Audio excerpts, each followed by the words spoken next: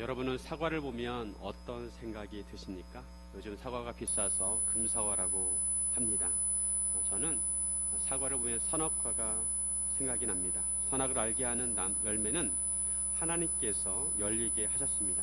그런데 아담과 하와가 하나님께서 금하신 선악과를 따먹음으로 인류 최초의 죄를 짓게 되었습니다. 어떤 사람이 말하기를 하나님께서는 인간을 천사보다 조금 못하게 만드셨는데 죄는 인간을 악마보다 조금 낮게 만들었다고 하였습니다. 인간은 원죄를 가지고 태어납니다. 인간에게 죄성이 있습니다. 모든 인간은 죄인입니다. 예수님께서 십자가를 통해 우리의 죄 문제를 해결해 주셨습니다. 하지만 우리 자신에게서 죄 문제가 완전히 해결되려면 예수님이 재림하실 때까지 기다려야 합니다. 죄가 완전히 해결되는 단계가 영화인데 예수님께서 재림하실 때 영화가 이루어집니다. 그동안 우리는 성화의 관계를 거쳐야 합니다. 다윗은 하나님의 마음에 합한 사람이었습니다. 지금까지 다윗의 모습은 너무도 신실하고 그 마음이 하나님을 향해 있는 사람이었습니다. 그런데 오늘 본문에 나오는 다윗을 보면 그동안 알고 있던 다윗이 아닙니다. 너무도 어색하고 너무도 비열한 다윗의 모습이 나옵니다. 무엇이 다윗을 이렇게 변하게 하였을까요? 그것은 죄입니다. 우리가 좋은 것에 대해서만 말씀을 나누면 좋겠지만 성경에서는 우리가 듣기에 불편한 것들도 가감없이 다루고 있습니다. 이런 말씀들은 우리가 성숙한 믿음을 갖기 위해 필요한 것들입니다. 어린아이들은 달달한 사탕은 좋아하면서 쓴맛 나는 약은 싫어합니다. 하지만 어른은 약이 쓰더라도 우리 몸에 유익하다는 것을 알기에 약을 먹을 줄 압니다. 우리가 신앙생활을 할 때 단맛만 추구해서는 안 되고 때로는 쓴맛 나는 말씀도 먹어야 합니다. 우리는 죄로부터 자유로울 수가 없습니다. 우리는 이런 죄를 어떻게 다뤄야 하는지 함께 나누기를 원합니다. 첫째, 죄의 유혹을 경계해야 합니다. 환절기에 감기에 걸리는 사람들이 많습니다. 바이러스가 주로 침투하는 통로는 우리의 입이나 코나 아니면 우리의 손을 통해 우리 몸으로 들어옵니다. 그래서 코로나 때 우리는 마스크를 쓰고 다녔고 항상 손 소독을 했습니다. 죄는 어떻게 우리 안에 들어올까요? 우리의 눈과 귀와 마음을 통해서 들어옵니다. 우리는 우리 마음을 잘 지켜서 죄가 들어오지 못하도록 차단해야 합니다. 다윗은 죄가 들어오는 것을 차단하지 못했습니다. 앞장에서 이스라엘은 암몬과의 전쟁을 하고 있었습니다. 암몬이 아람 군대를 포용하였지만 아람 군대는 요압과 이스라엘 앞에서 도망을 가게 됩니다. 자존심이 상했는지 아람은 연합군을 모아서 이스라엘과 전쟁을 했습니다. 하지만 이스라엘에게 또 패하게 되었습니다. 하지만 암몬과의 전쟁이 마무리되지 않았습니다. 1절에 보면 왕들이 출전할 때가 되었다고 말씀합니다. 고대의 전쟁은 주로 봄에 하였습니다. 이스라엘에서는 겨울이 우기였습니다. 겨울에 비가 많이 왔습니다. 그러다가 봄이 되면 비가 그치고 보리가 익어갑니다. 보리를 추수할 때가 다가옵니다. 비가 덜 오다 보니 길이 질퍽거리지 않아서 이동하기도 용이했습니다. 이제 봄이 되어서 이스라엘 군대가 암몬과의 전쟁을 위해서 출전했습니다. 다윗이 요압과 그의 부하들과 온 이스라엘 군대를 보냈습니다. 이스라엘 군대는 암몬을 멸하였습니다. 그리고 암몬의 남은 군사들이 랍바로 피신을 했습니다. 이스라엘 군대는 이에 랍바를 에워쌌습니다. 그런데 다윗은 예루살렘에 그대로 머물렀습니다. 이것이 특이한 점입니다. 다윗은 왜 예루살렘에 머물렀을까요? 다윗은 온 이스라엘의 왕이 되었고 이제 이스라엘이 어느 정도 안정이 되었습니다. 그리고 주변에 있는 나라들도 거의 다 평정을 했습니다.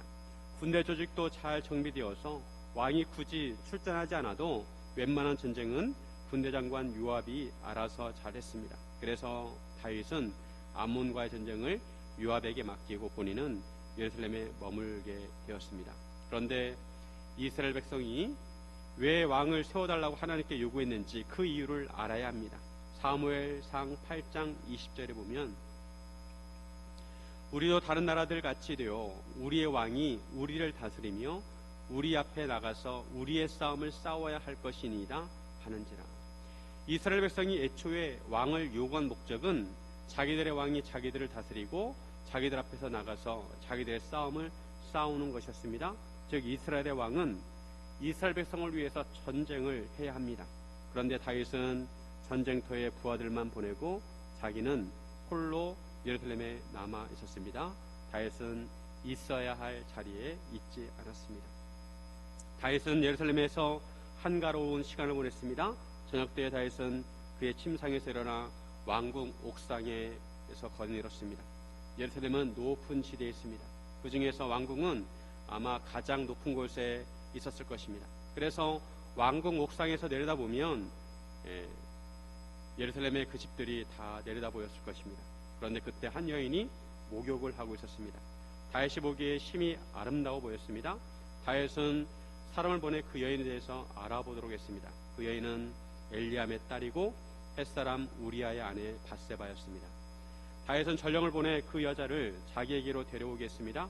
그 여자가 그 부정함을 깨끗하게 하였으므로 다윗은 그 여자와 동침을 하고 그 여자가 자기 집으로 돌아갔습니다. 그런데 그 여인이 임신을 하게 되었습니다. 그 여인이 사람을 보내어 다윗에게 자기가 임신을 한 것을 알렸습니다. 뱃속에 생긴 아기는 누구의 아기일까요? 밧세바가 부정함을 깨끗하게 하였다는 것을 보면 이것은 월경을 한 후에 자기 몸을 깨끗하게 한 것입니다. 그전에는 임신하지 않았다는 것입니다. 그 아기의 씨는 다윗의 것이었습니다. 다윗의 아기가 분명하였습니다. 다윗은 간음하게 되었습니다. 10계명 중에 간음하지 말라는 제7계명을 범하게 되었습니다. 율법에 따르면 다윗은 사형에 해당이 됩니다. 다윗은 어쩌다가 이런 죄를 짓게 되었을까요? 다윗은 옥상에서 목욕을 하는 밧세바를 보고 음욕을 품게 되었습니다. 그리고 자신의 정욕을 채우기 위해서 밧세바를 데려오라고 하였습니다. 다윗은 이미 많은 부인과 첩들이 있었습니다. 그런데도 다윗은 자신의 정욕을 채우기 위해서 밧세바를 불렀습니다. 인간은 기본적인 욕구가 있습니다. 그런데 이런 기본적인 욕구를 채운다고 죄를 짓지 않을까요? 사람이 죄를 짓는 것은 욕구가 채워진다고 죄를 짓지 않는 것이 아닙니다. 죄를 짓는 것은 영적인 문제입니다. 사람의 욕심에는 끝이 없습니다. 그렇게 부인과 첩이 많은데도 다윗은 만족하지 않았습니다. 잠언 27장 20절에 스올과 아바도는 만족함이 없고 사람의 눈도 만족함이 없느니라. 사람의 눈에는 만족함이 없습니다. 사람의 눈으로 아무리 좋은 것을 많이 보아도 만족함이 없습니다. 계속 새로운 것을 찾고 더 좋은 것을 보려고 합니다. 끝이 없습니다. 성경에서는 모든 사람이 죄인이라고 말씀합니다. 인간은 원죄를 가지고 태어납니다. 사람에게 죄성이 있습니다. 그러면 무엇이 죄일까요? 자, 사람들은 지금도 법정에서 죄의 유무와 죄의 정도를 따집니다. 어떤 사람은 유죄 판결을 받기도 하고 어떤 사람은 무죄 판결을 받기도 합니다. 하지만 세상 법정에서 무죄 판결을 받는다 하더라도 죄가 없는 것이 아닙니다. 하나님 믿는 성도들은 죄를 정의할 때 하나님을 기준으로 죄를 정의해야 합니다. 27절에 보시면 그 장례를 마침에 다윗이 사람을 보내 그를 왕궁으로 데려오니 그가 그의 아내가 되어 그에게 아들을 낳으니라. 다윗이 행한 그 일이 여호와 보시기에 악하였더라. 다윗이 행한 일이 여호와께서 보시기에 악하였습니다. 죄는 하나님께서 보실 때 악한 것입니다. 하나님이 기준입니다. 하나님께서 보시기에 악하면 그것이 죄인 것입니다. 인간의 눈에 아무리 선한 일처럼 보여도 하나님께서 보시기에 악하면 죄입니다. 베드로가 예수님께 신앙 고백을 했습니다. 주는 그리스도시요 살아계신 하나님의 아들이십니다. 예수님은 이런 고백을 들으시고 너무 기뻐서 베드로를 칭찬하셨습니다. 예수님께서 이제 제자들이 좀 철이 들었다고 생각하시고 예수님의 사역에 대해서 말씀하십니다. 예수님이 앞으로 이제 십자가에 달려 돌아가시고 3일 만에 부활하실 것을 말씀하셨습니다. 그런데 베드로는 이런 말씀을 듣고 예수님을 붙들고 항변합니다. 말렸습니다. 강하게 말렸습니다. 주여 그리하지 마옵소서. 인간으로 보면 베드로의 말은 이상할 것이 없습니다. 스승이 죽는다고 하는데 가만히 있을 제자가 없습니다. 오히려 스승의 죽음 앞에 가만히 있는 제자가 못된 제자입니다. 그런데 예수님께서는 말리는 베드로에게 이렇게 말씀하십니다. 마태복음 16장 23절에 예수께서 돌이키시며 베드로에게 이르시되 사탄아 내 뒤로 물러가라. 너는 나를 넘어지게 하는 자로다. 내가 하나님의 일을 생각하지 아니하고 도리어 사람의 일을 생각한도다 하시고, 베드로에게 사탄아 물러가라 라고 하셨습니다. 누군지 예수님을 따라오려면 자기를 부인하고 자기 십자가를 지고 따르라고 하셨습니다. 인간이 보기에 베드로가 크게 잘못한 것이 없는 것처럼 보이지만 예수님은 베드로에게 사탄이라고 하셨습니다. 죄는 하나님을 기준으로 생각하는 것입니다. 우리가 죄의 유혹을 차단하려면 어떻게 할까요? 하나님을 두려워해야 합니다. 하나님을 두려워할 줄 알아야 합니다. 하나님을 두려워하는 사람은 하나님을 의식하게 되어 있습니다. 항상 하나님 앞에서 행하는 것처럼 호람되어 정신으로 살아야 합니다. 고속도로에 가다 보면 트럭 뒤에 눈동자 2개를 붙여놓은 것을 종종 보게 됩니다. 그런데 이것이 효과가 있어서 졸음을 방지하고 교통사고를 줄인다고 합니다. 지켜보고 있다는 것입니다. 그처럼 우리는 하나님께서 나를 보고 계신다는 것을 의식해야 합니다. 또한 우리는 세상 것들을 사랑하지 말고 하나님을 사랑해야 합니다. 요한일서 2장 15절 16절에 보면 이 세상이나 세상에 있는 것들을 사랑하지 말라. 누군지 세상을 사랑하면 아버지의 사랑이 그 안에 있지 아니하니 이는 세상에 있는 모든 것이 육신의 정욕과 안목의 정욕과 이상의 자랑이니 다 아버지께로부터 온 것이 아니요 세상으로부터 온 것이라. 세상에 있는 모든 것이 육신의 정욕, 안목의 정욕, 이생의 자랑이라는 것입니다. 이런 것들은 세상으로부터 온 것입니다. 우리는 이러한 육신의 정욕과 안목의 정욕과 이생의 자랑을 경계해야 합니다. 우리가 어떻게 하면 하나님을 사랑하고 어떻게 하면 하나님을 기쁘시게 할까 생각하면 죄의 유혹을 차단할 수가 있습니다. 이것을 하나님께서 어떻게 생각하실까, 하나님께서 기뻐하실까 생각해보고 말과 행동을 해야 합니다. 우리는 먼저 우리 마음을 지켜야 합니다. 우리의 마음이 항상 세상이 아니라 하나님을 향하도록 마음을 지켜야 합니다. 사랑하는 성도 여러분, 하나님을 두려워하시기를 주님의 이름으로 축원드립니다. 둘째, 죄는 덮어두는 것이 아니라 회개하는 것입니다. 인간은 연약합니다. 그래서 언제든지 죄를 지을 수가 있습니다.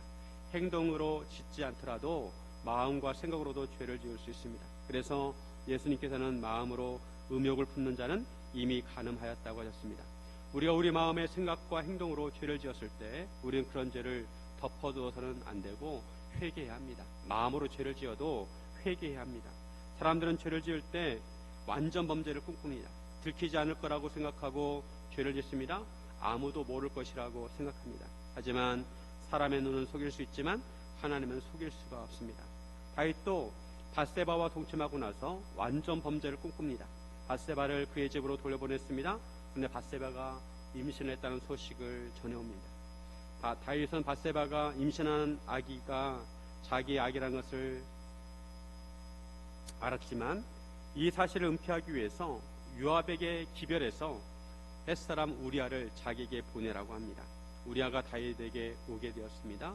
다윗은 우리아에게 요압의 안부와 군사의 안부와 싸움이 어땠는지 물었습니다. 사실 이런 것들은 요압으로부터 주기적으로 보고를 받는 내용입니다. 굳이 우리아를 불러다가 물어볼 필요가 없습니다. 다윗은 우리아에게 집에 가서 발을 씻으라고 했습니다. 8절에 보면 그가 또 우리아에게 이르되 내 집으로 내려가서 발을 씻으라 하니 우리아가 왕궁에서 나가매 왕의 음식물이 뒤따라 가니라. 집으로 내려가서 발을 씻으라, 이 말씀은 완곡어법입니다. 아내와 잠자리를 하라는 것입니다. 다윗은 아주 노골적으로 우리아에게 말했습니다. 그리고 왕의 음식물도 보냈습니다. 그런데 우리아는 집으로 내려가지 않고 왕궁문에서 주의 모든 부하들과 더불어 잤습니다. 이런 우리아의 모습은 충성스러운 군인의 모습입니다. 사실 이스라엘 군인은 전쟁을 할 때 여자와 잠자리를 피했습니다. 이스라엘 전쟁은 하나님의 백성으로서 하는 전쟁입니다. 그러기에 전쟁을 나갈 때 자신을 정결하게 해야 합니다. 우리아는 왕이 특별 휴가를 주었는데도 집으로 가지 않고 왕의 부하들과 같이 잤습니다. 다윗은 있어야 할 자리를 잊지 않았지만 이스라엘 혈통도 아닌 햇사람 우리아는 아주 충성스러운 모습을 보였습니다. 다윗은 우리아에게 내가 길 갔다가 돌아온 것이 아니냐, 어찌해야 내 집으로 내려가지 아니하였느냐라고 합니다. 집을 오랫동안 비웠으면 집으로 가야지 왜 집으로 가지 않았냐는 것입니다. 왜 남자고시를 못하냐는 것입니다. 그러자 우리아는 언약궤와 이스라엘과 유다가 야영 중에 있고 유압과 왕의 부하들이 바깥들에 진을 치고 있는데 자기가 어찌 자기 집으로 가서 먹고 마시고 자기 처와 같이 잘 수 있겠습니까? 라고 합니다. 우리아는 이스라엘의 전쟁을 염두에 두었습니다. 충성된 군인의 마음가짐과 자세를 보여줬습니다. 하나님의 언약궤와 이스라엘 군대가 전쟁을 하기 위해서 야영 중에 있고 이스라엘 군인들이 바깥에서 진을 치고 이슬을 맞고 있는데 자기만 편안하게 집에서 먹고 마시고 잘 수 없다는 것입니다. 그러면서 자기가 이런 일을 행하지 않기로 왕의 살아계심과 왕의 혼의 살아계심을 두고 맹세한다고 합니다. 우리아는 철기에 있는 군인이었습니다. 다윗은 이런 우리아에게 오늘도 여기 있으라 내일은 내가 너를 보내리라고 했습니다. 이튿날 다윗은 우리아를 불러서 먹고 마시고 취하게 했습니다. 사람이 취하면 마음과 정신이 해이해질 수 있습니다. 그런데도 우리아는 그날 밤도 주의 부하들과 더불어 자고 자기 집으로 내려가지 않았습니다. 다윗은 어렸을 때부터 전쟁터에 다녔고 오랜 세월 사울 왕에게 쫓기면서 광야에서 지냈기 때문에 상황 판단이 빨랐습니다. 문제를 대처하는 순발력이 빨랐습니다. 그래서 자기 죄를 은폐하려고 우리아를 집으로 보내려고 했습니다. 그렇게 되면 밧세바가 다윗의 아기를 임신했다는 것을 숨길 수가 있기 때문입니다. 하지만 다윗의 뜻대로 되지 않았습니다. 우리아는 이런 다윗의 모습과 대조적으로 하나님과 왕에게 충성된 군인이었습니다. 사람들은 자기 죄가 발각되려고 하면 그 죄를 숨기려고 합니다. 자기 죄를 숨기려고 거짓말합니다. 그런데 거짓말을 하다 보면 또 다른 거짓말을 해야 합니다. 죄를 숨기려고 하지만 죄를 숨기기 위해서 더 많은 죄를 지어야 합니다. 이렇게 죄를 덮어두려고 하면 할수록 죄악의 뿌리가 깊어집니다. 결국에는 죄악의 뿌리가 깊어져서 파멸에 이르게 됩니다. 그래서 죄를 깨달으면 바로 하나님께 회개해야 합니다. 여기서 회개는 그 순간만 모면하기 위해서 입으로만 잘못했다고 하는 것이 아닙니다. 그 죄의 잘못을 철저하게 뉘우치고 하나님께 진심으로 용서를 구하고 다시는 반복하지 않는 것입니다. 죄로부터 돌아서는 것이 회개입니다. 머리로는 죄를 깨달아야 하고 마음으로는 그 죄를 미워해야 하고 행동으로는 죄로부터 돌아서야 합니다. 이것이 진정한 회개입니다. 오늘 하나님께서는 우리가 죄를 자박하면 용서해 주십니다. 예수님께서 7번씩 70번이라도 용서해 주라고 하신 것을 보면 우리가 진심으로 용서를 구할 때마다 하나님께서 우리를 용서해 주십니다. 그런데 이것을 악용해서는 안 됩니다. 하나님께서는 용서의 하나님이시고 노하기를 더디하시고 은혜의 하나님이십니다. 그러기에 우리가 용서를 구할 때마다 우리를 용서해 주십니다. 이것을 악용해서 죄를 반복적으로 짓거나 습관적으로 지어서는 안 됩니다. 하나님께서는 우리의 중심을 보십니다. 우리가 회개를 할 때 입술로만 하는 회개인지 아니면 마음으로 우러나는 회개인지 그것을 다 알고 계십니다. 죄를 덮어두면 언젠가는 곰게 되어 있습니다. 상처가 덧나고 썩게 되고 고름이 생기게 됩니다.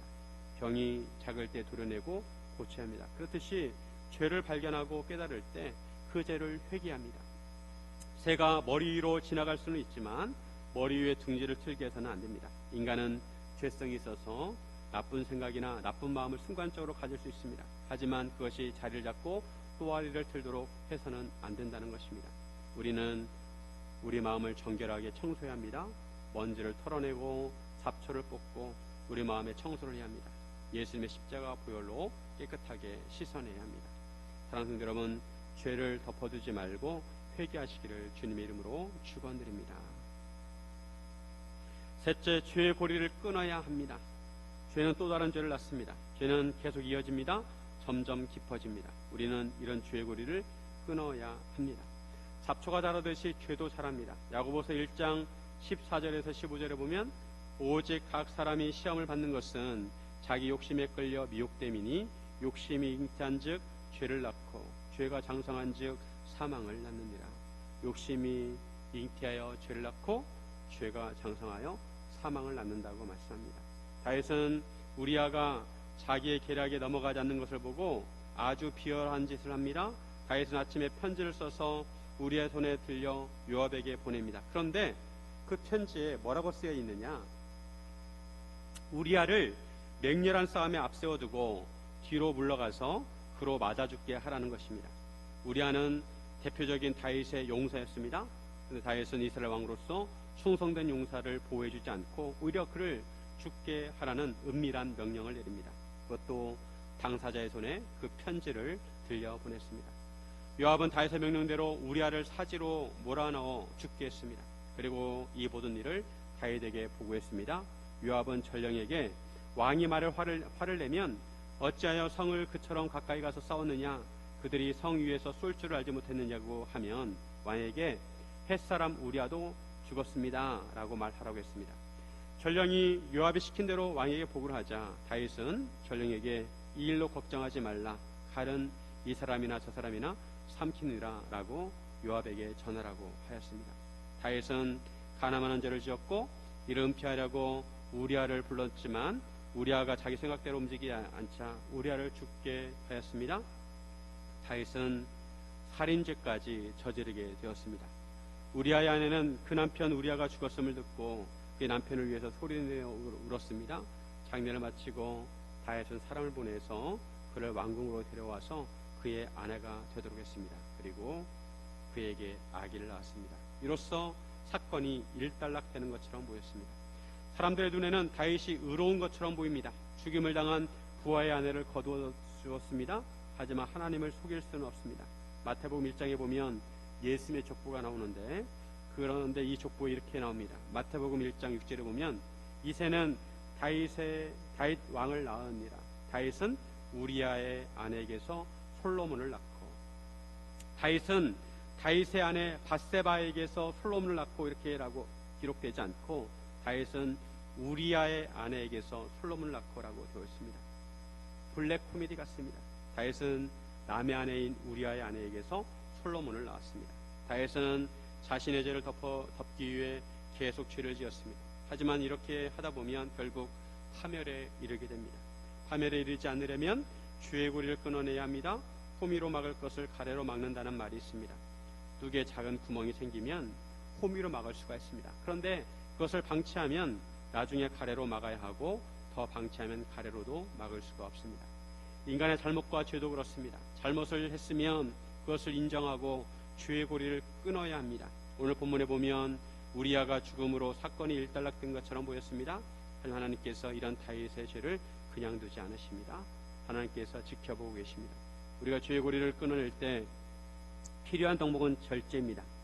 죄를 향해 뻗는 손을 멈추고 죄의 길을 가는 발걸음을 멈추어야 합니다. 그런데 사람은 걸을 때나 뛸 때 관성의 법칙이 있어서 하던 대로 합니다. 평소에 죄를 짓는 사람은 관성에 따라 죄를 계속 짓습니다. 이런 죄의 고리를 끊어내려면 멈출 줄 알아야 합니다. 브레이크가 작동해야 합니다. 그런데 사람들은 브레이크를 밟을 줄을 모릅니다. 오히려 가속 페달을 밟습니다. 내가 얼마나 절제력이 좋은지 알아보기 쉬운 방법은 음식을 얼마나 절제하냐를 보면 알 수가 있습니다. 우리 평소에 다이어트를 해야 한다는 것을 알고 있습니다. 그런데 맛있는 음식 앞에서는 무장해제를 당합니다. 다이어트는 내일부터야 라고 하면서 일단 맛만 보자고 하면서 한 입 먹습니다. 그런데 그것으로 멈추지 않습니다. 계속 입으로 들어갑니다. 배가 불룩해지고 난 다음에야 후회합니다. 내가 왜 이렇게 많이 먹었을까? 우리가 다이어트를 하기 위해서 음식을 절제해야 한다는 것을 알면서도 식탐을 절제하기가 쉽지가 않습니다. 운전을 잘하는 사람은 차들 사이를 누비면서 빨리 가는 사람이 아니라 브레이크를 잘 밟는 사람입니다. 사거리에서 신호등에 노란불이 들어왔을 때 빨리 지나갈 것인지 아니면 멈출 것인지 결정해야 합니다. 어떤 사람은 가속 페달을 밟아서 아슬아슬하게 지나갑니다. 그런데 어떤 사람은 브레이크를 밟습니다. 교차로에서 사고가 종종 나는데 주로 무리하게 지나가려고 하다가 사고가 납니다. 운전을 잘하는 사람은 브레이크를 밟아서 속도를 잘 조절하는 사람입니다. 마찬가지로 우리가 마음의 브레이크를 잘 밟아야 우리의 마음을 지킬 수가 있습니다. 마음의 브레이크가 고장나면 점점 죄의 관성이 굳어지게 됩니다.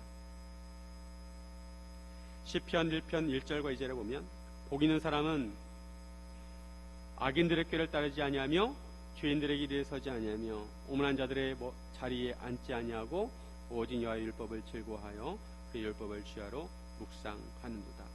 복 있는 사람은 악인들의 꾀를 따르지 않습니다. 죄인들의 길에 서지 않습니다. 오만한 자들의 자리에 앉지 않습니다. 의인들, 악인들, 죄인들, 온한 자들 다 복수입니다. 죄인들의 습성은 함께 죄를 짓는다는 것입니다. 나만 더러우면 양심의 가책을 받는데 다른 사람들도 너나 나나 다 더러우면 양심의 가책을 덜 받는지 모르지만 그것은 자신을 속이는 것입니다. 그리고 점점 깊어집니다. 처음에는 꾀를 내다가 그 다음에는 길에 들어서고 그 다음에는 아예 자리에 눌러 앉습니다. 죄의 길에서 빠져나오려면 처음부터 나쁜 사람들의 꼬임에 넘어가지 않는 것입니다. 그렇지 않고 한 발 들이게 되면 급류에 휩쓸려 가듯이 벗어나기가 쉽지 않습니다. 복 있는 사람, 행복한 사람은 나쁜 사람들의 꼬임에 따라가지 않고 죄인들의 가는 길에 함께 서지 않고 빈정대는 사람들과 함께 자리에 앉지 않습니다. 그리고 하나님의 가르침을 즐거워하고 밤낮으로 그 가르침을 깊이 생각합니다. 하나님의 가르침이 무엇인지 묵상하고 그 가르침을 따를 때 죄의 길을 가는 발걸음을 멈출 수가 있고 죄의 고리를 끊을 수가 있습니다. 그리고 우리는 성령님의 도우심을 받아야 합니다. 우리 마음에 나쁜 생각이 들 때 그 생각을 쫓아내려고 하기가 쉽지 않습니다. 그럴 때는 오히려 우리 마음에 성령이 충만하게 해야 합니다. 우리 마음에 성령이 충만하면 나쁜 생각이 들어올 틈이 없습니다. 우리 마음에 성령이 충만하면 성령이 열매를 맺습니다. 절제는 성령의 열매 중 하나입니다. 성령이 충만하면 마음을 절제할 수가 있습니다. 이처럼 성령이 충만하려면 하나님과 교제하는 시간을 확보해야 합니다. 하나님 말씀을 묵상하고 하나님께 기도하고 하나님께 찬양하는 시간이 있어야 합니다. 혼자 기도하기 힘들면 기도 시간에 나와서 함께 기도하고 여건이 안 되면 혼자라도 예배당에 나와서 기도하시길 바랍니다. 말씀과 기도는 하나님께서 은혜를 주시는 통로입니다. 우리가 말씀을 읽고 기도를 해야 하나님의 도우심을 받을 수가 있습니다. 죄는 저 멀리 있는 것이 아니라 가까운 곳에도 있습니다. 가장 거룩해야 하는 곳에도 있습니다. 마귀는 에덴 동산에서 아담과 하와를 유혹했습니다. 교회가 처음 세워질 때 아나니와 삽비라는 사탄이 마음에 가득하여 성령을 속이고 땅을 판 값을 일부를 숨겼습니다. 죄가 얼마나 교활한지 우리가 감사하는 그 순간에도 교만이라는 죄가 틈을 타고 들어옵니다. 좋은 일이 있으면 감사를 하면서도 하나님께 감사를 하면서도 한편으로 나는 이런 사람이야 라는 교만한 마음이 들어옵니다. 그럴 때 회개해야 합니다. 죄의 심각성은 관계를 파괴한다는 것입니다. 죄는 하나님과의 관계를 파괴하고 부관계를 파괴하고 가정을 파괴합니다. 예수님은 이런 죄의 고리를 끊으시려고 십자가를 지셨습니다. 아담의 후손은 원죄를 가지고 태어납니다. 그렇다고 저주가 대물림되는 것은 아닙니다. 예전에 가게에 흐르는 저주를 끊으라는 말이 있었는데 이것은 잘못된 말입니다. 하나님께서는 아버지의 죄를 자식에게 묻지 않는다고 하셨습니다. 각 사람은 자기 죄로 말미암아 죽임을 당할 것이라고 하셨습니다. 우리 각자가 죄의 문제를 해결해야 하는데 이를 위해서 예수님의 십자가 보혈의 능력을 힘입어야 합니다. 그리고 예수님은 이를 위해 우리에게 성령님을 보내주셨습니다. 로마서 8장 1절에 보면 이는 그리스도 예수 안에 있는 생명의 성령의 법이 죄와 사망의 법에서 너를 해방하였습니다. 우리가 예수를 믿으면 생명의 성령의 법이 우리를 죄와 사망으로부터 해방시키십니다. 그리고 성령을 따라 행하라고 하십니다. 갈라디아서 5장 16절 내가 이르노니 너희는 성령을 따라 행하라. 그리하면 육체 욕심을 이루지 아니하리라. 성령을 따라 행할 때 육체 욕심이 아니라 성령의 열매를 맺게 됩니다. 한 가지 생각해 볼 것은 우리가 예수님을 믿는데 죄를 지으면 어떻게 될까? 내가 예수님을 믿는 상태입니다. 이런 상태에서 예수님을 우리가 죄를 지으면 어떻게 될까? 법적으로는 변화가 없습니다. 하나님과의 관계는 변화가 없습니다. 우리가 용서를 구하면 우리를 용서해 주십니다. 하지만 하나님과의 관계에 상처를 입습니다. 하나님께서 우리를 사랑하시지만 기뻐하지 않으십니다. 우리가 죄를 지을 때 슬퍼하십니다. 자녀가 잘못을 행할 때 부모의 마음과 같습니다. 문제는 예수님을 믿지 않는데 믿는다고 착각하는 것입니다. 우리는 우리 믿음을 점검해야 합니다. 우리가 하나님을 사랑한다면 우리는 죄를 멀리하고 하나님을 기쁘시게 해드려야 합니다. 죄의 고리를 끊어야 합니다. 그럴 때 예수님께서 우리를 기뻐하시고 안아주실 것입니다. 사랑하는 여러분, 죄악을 회개하고 죄의 고리를 끊어서 하나님과 사랑의 관계를 회복하시기를 주님의 이름으로 축원드립니다.